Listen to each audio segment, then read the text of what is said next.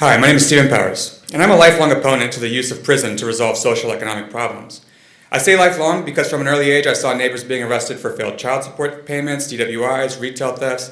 I saw peers arrested in elementary school, middle school, and high school for fighting, stealing, drug possession, etc., and I even was incarcerated as a young teenager on organized crime charges.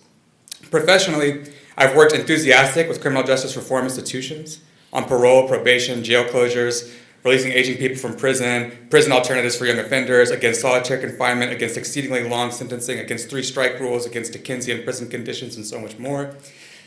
I have worked in major crimes and homicide as a public defender, representing people who could not afford a lawyer as their forensic social worker.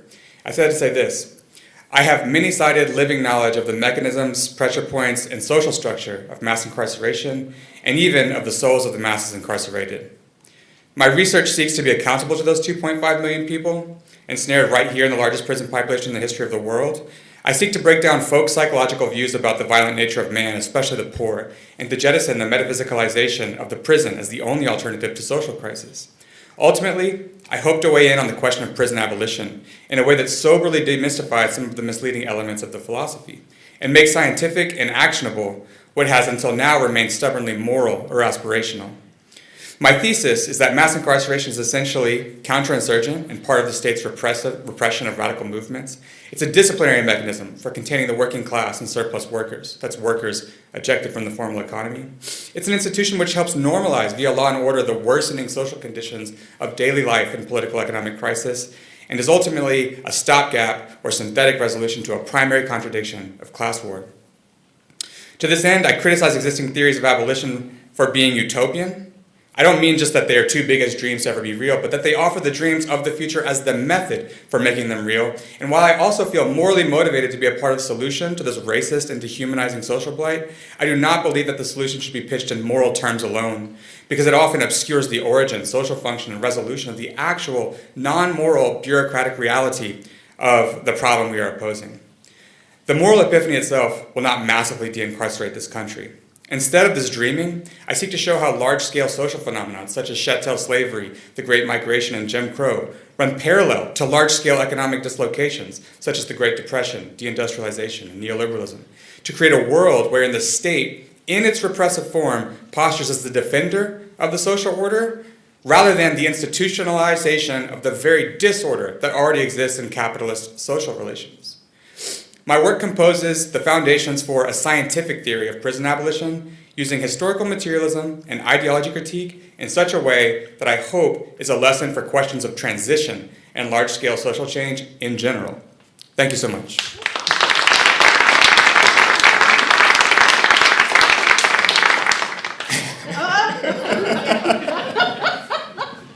So I wrestled, not jujitsu, so I think I better just not challenge you as I indicated in the introduction. But I really appreciate your compelling analysis, and what I'd like to invite you to do is extend it a little bit. So I know that you focused your materialist analysis on mass incarceration, but could you at least speculate a little bit about how you might apply that same analysis to the prospects of a threatened mass deportation? Yeah, so undergirding many of the social phenomena that we treat as social or cultural issues are actually economic realities, economic and political interests of elite, powerful people. And I think we're seeing the pet project of Trump and his newly appointed band of circus acts that are in the commanding heights of our political economy now, right? And they have this particular need to deport people en masse, which is not new in this country. It goes way back to the Chinese Exclusion Act, the original drawing of the borders. I'm from a place called Texas, which used to be part of Mexico, and it was sort of won over via political process, which they said was social and cultural, like the right to the West or something like that. It was actually the economic enhancement of their markets, their ability to sell and buy things that they wanted, to use the land in the ways that they desired. So this population, the people who are now under threat of deportation, are almost self-same to the population who are under threat of incarceration, and the thing that's common to them are economic realities. And so I'm an economic justice warrior in this issue. Thank you for that. Other questions? Yes, Professor Gaziba. I'm curious, why do you call this a materialist analysis rather than, say, a sociological analysis? Great question. Yeah, thank you. Because I think that what happens often in this style of criticism, specifically abolition of, say, Angela Davis or Ruth Wilson Gilmore, Miriam Kaba, and the like, is that we talk about, like Martin Luther King said, a revolution in values.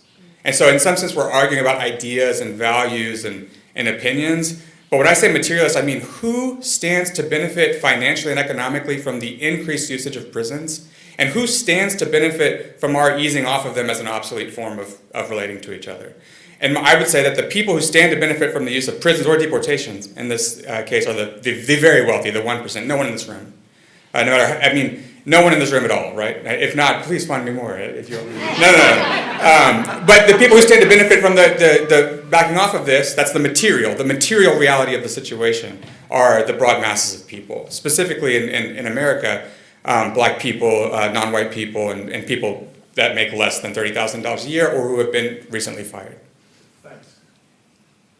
All right, we only have 15 seconds, so thank you very much. Thanks.